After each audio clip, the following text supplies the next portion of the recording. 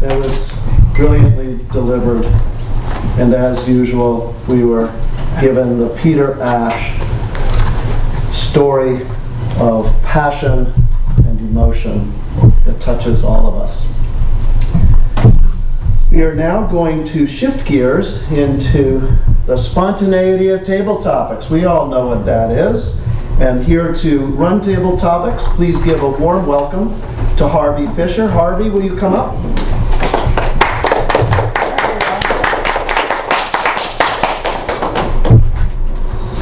I have a friend who suffered from a rare form of flatulence. Every time he left gas, he would go, and this was terribly embarrassed. He went to several doctors and no one could figure out what was wrong. And finally he found a specialist. And the specialist said, you need to go to your dentist. So he goes to his dentist and the dentist said, well, you have an abscessed tooth. And they fixed the tooth and sure enough he's cured. Can't understand. He phones the specialist, he says, how come fixing the abscess cured me? He said, well, everyone knows that abscess makes the fart go hum-dum. Well, I want to be on the theme here. Okay. Now we get to extemporaneous speaking, and that's great because that's what we do mostly. Most of what we do is extemporaneous.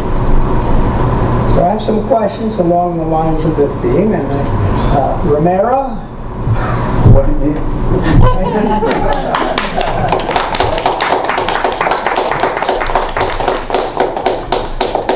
Are you separated from a loved one who you were very fond of? Could you talk about that?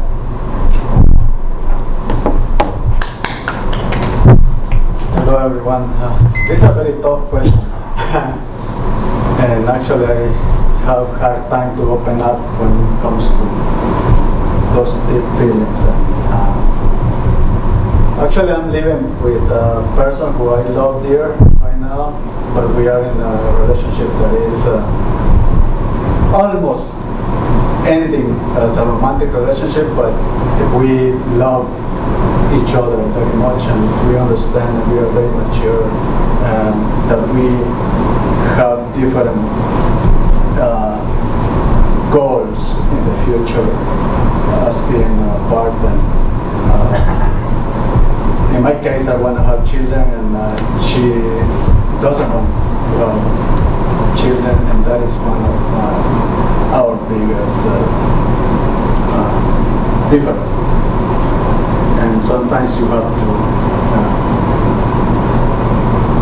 but not sometimes, all the time, I love to be completely honest and don't hide anything and just say what I feel, and even when the truth sometimes can be a little bit hard.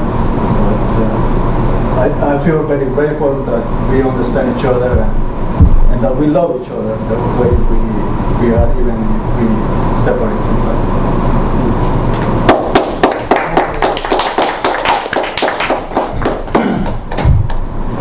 I'd like to call on a guest. If Nicolette, if you would like to answer, that's fine. If not, that's fine. Or if you want to answer to a different topic or something else, that's okay. My question is, do you yearn for a place where you once lived? Okay, sure.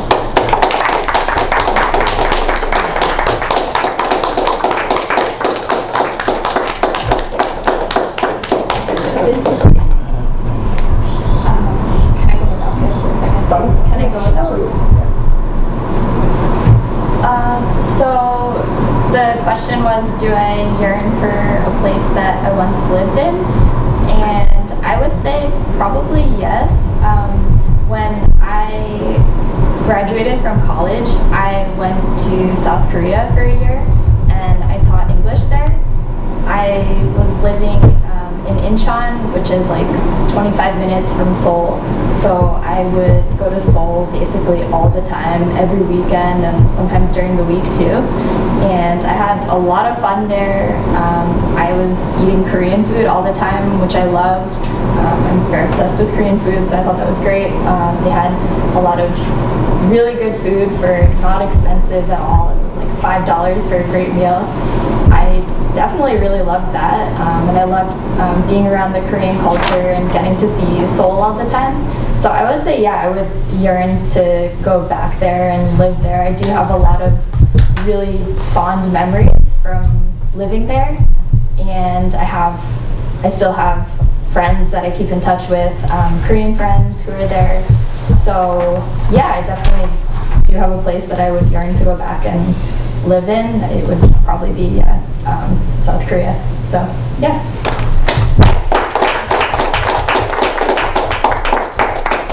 Leslie, are you up to? Yeah. Okay. Did you have a favorite toy as a kid that you still think about?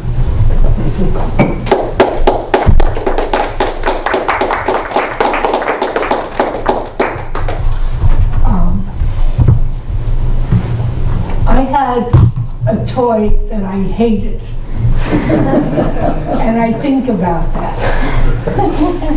The toy was a Tony doll that I called Dagmar. She was much prettier than I was, and I thought, that doll has some nerve. I couldn't stand it. And particularly because as a young girl, I adored science. I would beg my parents for scientific instruments, for a telescope, for a microscope, for a chemistry set. My brothers wouldn't let me play with their chemistry set. And every year I got a doll. And I was so disgusted with that doll, I cut off her head and buried her. So, it was a toy that has shaped my life, maybe not in a good way, but it made it clear that I love science, and I would easily give up the doll for science.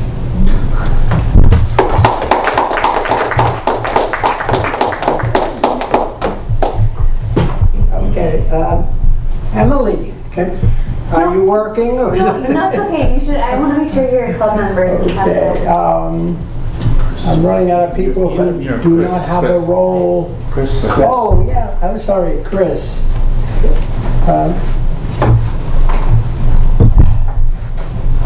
Have you lost a pet? And do you still think about that pet?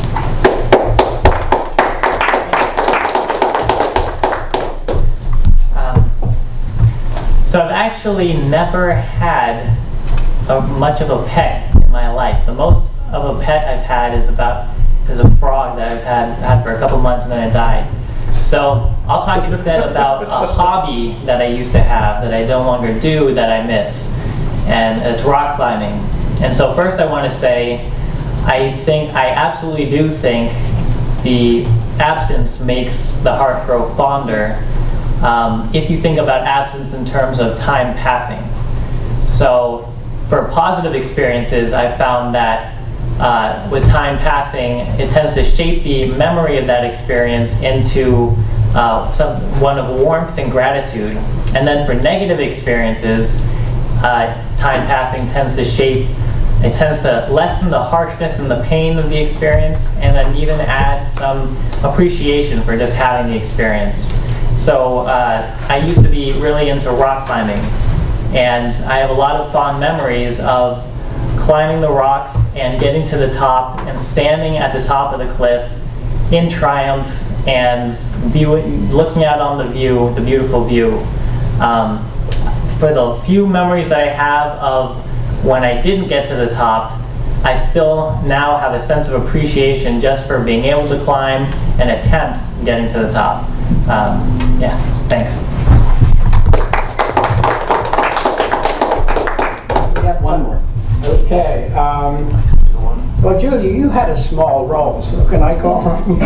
Well, she wasn't about. No, she's in about. You can get the timing. You can. Oh, You want me to do it? Yeah, okay, great. I won't be able to time myself, but or I could. Let's see how it goes. Excellent, Brenda. Wait a minute, who times the timer? I'll time the time. Okay. It'll work out. It'll work out Brendan, fine. is there a type of food that you miss and wish you could have? Okay, I'm gonna channel my grandmother, or both of them actually. I yearn for when it was easy being about 10 years old, and this Saturday 10-year-old has grandmothers who are alive and well, and you look forward to them cooking for you every day of your life. But usually they end up being just your birthday. But yeah, I would say I yearn for the days when I was a kid being fed, and that's just too easy. If you're an adult and you're loving grandma's cooking, but you can cook for yourself, that's a different dynamic. So I yearn for the days when I was too young to cook for myself, or they would say, "You're going to burn yourself over the stove if you try to do that," and have grandma cook for you, and it's always the best food. And she can always just teach you the recipes so you can do it later.